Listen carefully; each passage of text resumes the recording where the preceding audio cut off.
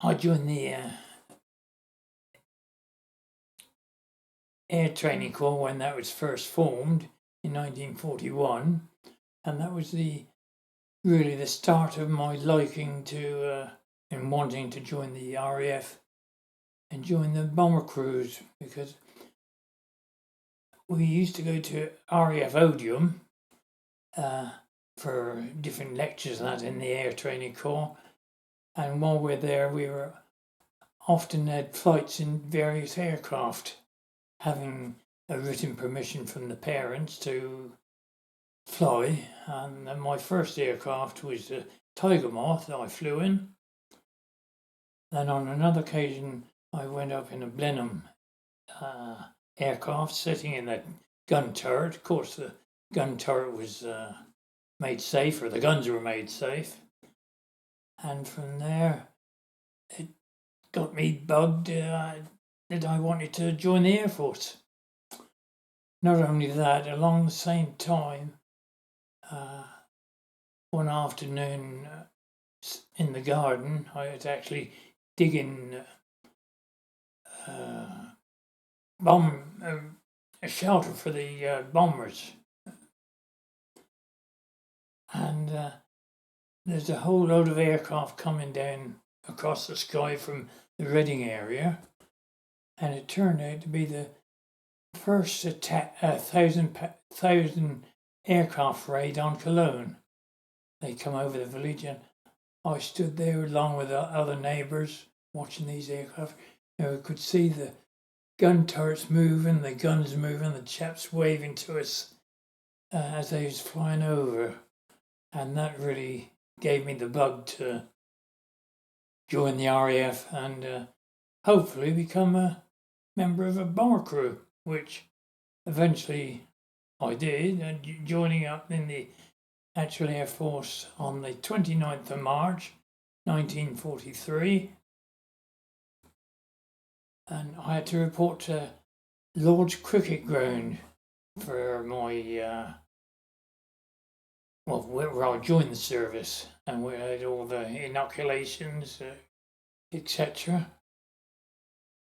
I think it was about a fortnight I was in London, after which I was posted to a place called Bridgenorth in Shropshire, as I was going to train as a wireless operator air gunner at the time. And unfortunately, during the training, which I enjoyed at Bridgenorth, all the old square bash and PTs, never so fit in my life as I was then. And as I said, I was posted to Bridgenorth, done that, and then from there I went to RAF Yatesbury for wireless training in Wiltshire, which I thoroughly enjoyed. And with regards to Morse code, I'd done some in the Air Training Corps, and I improved my reading and sending of the messages.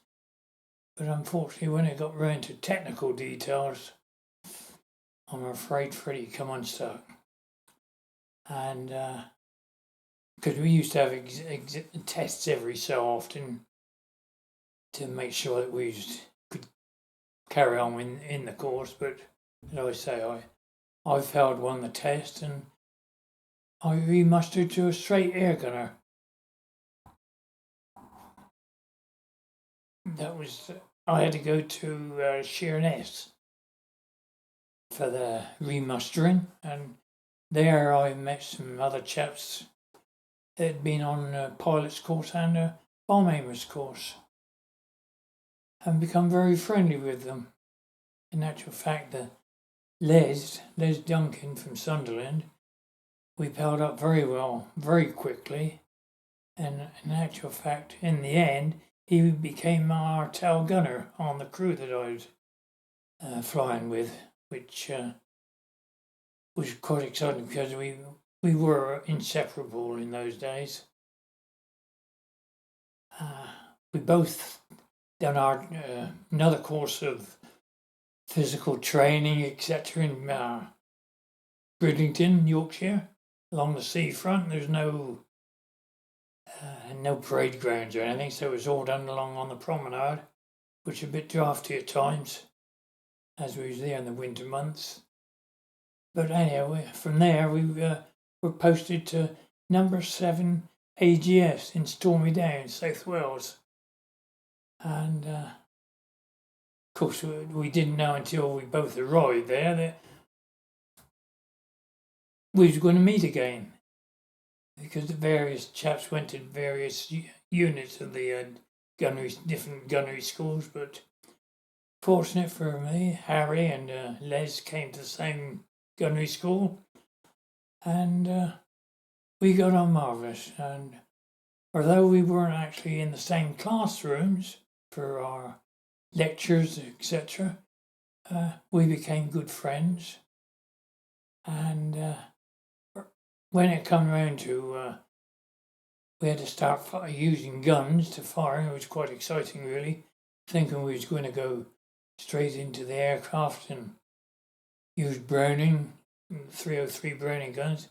Instead of that, we went on 12 ball shooting at clay pigeons at the start of our firing, which that led to flying in Anson after that with camera guns, which to me it was quite exciting. I always fancied cameras, but I've never really got around to studying photography to that extent. But we taken the photographs of the ferry battle. The ferry battle aircraft used to attack us, and that was drawn a drogue which we used to have to fire at, and from the films taken, they could estimate whether we hit the target or not, which was pretty good at times. I must say it myself, I was quite enjoyed that. Then we moved on to firing the 303 guns, which was mounted into this was on the Avro Anson we were flying in those days, which had a turret fitted, not normally used on an Anson, just for training purposes. And we finally passed out at, I say Stormy Down, actually we'd been diverted or posted to a satellite of Stormy Down, a place called Roos, which now I understand is Cardiff Airport. Some difference. But from there we was transferred, or posted I should say, to Morton in the Marsh, Gloucestershire. Of course, we went from home to Reading Station on the old local bus, and sitting on the station I met another chap. We had our greatcoats on because it was pretty fresh, and talking to this gentleman there, he was a warrant officer, I discovered that he was going to Morton in the Marsh as a pilot to crew up the same as I was. So we had a nice long chat on the platform, and we sat together going down in the train and got to know each other, about each other's family and etc. And I eventually crewed up with him as his mid-upper gunner. Of course, in Morton in the Marsh, we were crewed up on a Wellington bomber. But once again, we were put to a satellite station called Enstone, which was quite enjoyable. And Les and Harry, they both in the same group. We all went to Enstone, which was just what we wanted, because Les and I had made up our minds, if possible, we'd fly together. And while we were there, we had to do dinghy training. And believe it or not, it was in Blenheim Palace grounds of the Blenheim Palace. There was a Avro Anson parked in the middle of the lake, which was great fun because some of us, although I was fortunate I could swim, but some of the crew couldn't swim at the time. But we had to row out in a little boat to the aircraft and sit in the positions that you would do as though we were doing a crash landing in the sea. And as we had the instructions, and as we hit the water, we had a noise in the aircraft that said that was the time when we was hitting the aircraft. Then, of course, we had to open the dinghy, get the dinghy out, open it up, blow it up, and sit in the dinghy. That went on for a couple of days. But after that, we passed out as a full crew. We had Phil, Phil, the pilot, came from the Salisbury area. Jock, the navigator, he's from Aberdeen. Taffy, the bomb aimer, naturally from Wales, and Les, my old mate, he came from Sunderland. And of course, myself from Hartley, and we got on quite well together as a crew. And eventually, we passed out, having done various cross-country flights, firing at different targets in selected areas in the North Sea. And I suppose it would be the Irish Sea as well. But from there, we went on to Halifax bombers in 6th Group. We transferred to 6th Group, thinking we was going to remain in 4th Group. But no, it was a Canadian unit we went to at Ditchforth. And there, a flight engineer joined the crew, which he was a chap from Romford in Essex, old Charlie Waterman. He's about the oldest member of the crew, in actual fact. He was an old London bus driver. But from there, we became good friends and made up the crew. But unfortunately, we lost our wireless operator while we was in Ditchforth. He got into trouble with the police. Never heard proper details about that, but anyhow, we were joined by a French-Canadian chap from Montreal as a wireless operator. And of course, as we introduced ourselves and all the way round to him, and he told us about his service life, which apparently he'd already been on operations, flying in as a wireless operator, air gunner, on marauders from Blackbush. So I kept quiet and I let him carry on talking about Blackbush and that.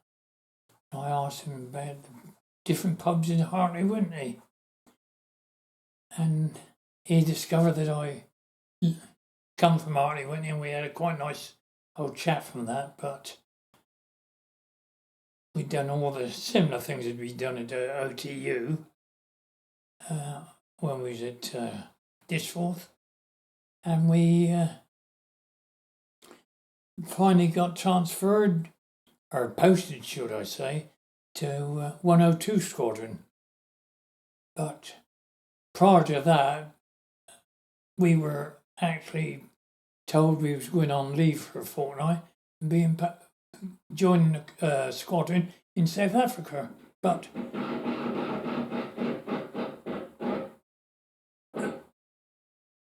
that all fell by the wayside, and what that noise was, I don't know. But here we go. We eventually got to our RAF Pocklington, Yorkshire, 102 Squadron, and the sight that greeted us as we turned into the entrance of the airdrome was a Halifax bomber sitting in the field where it failed to take off, which rather, put funny feelings in our stomachs, seeing a crashed aircraft, But we got over that, and we finally started our bombing on. That was on the 18th of August, 1944. And we done our first bombing raid on the 3rd of September. And the target was Venlo Airfield in Holland.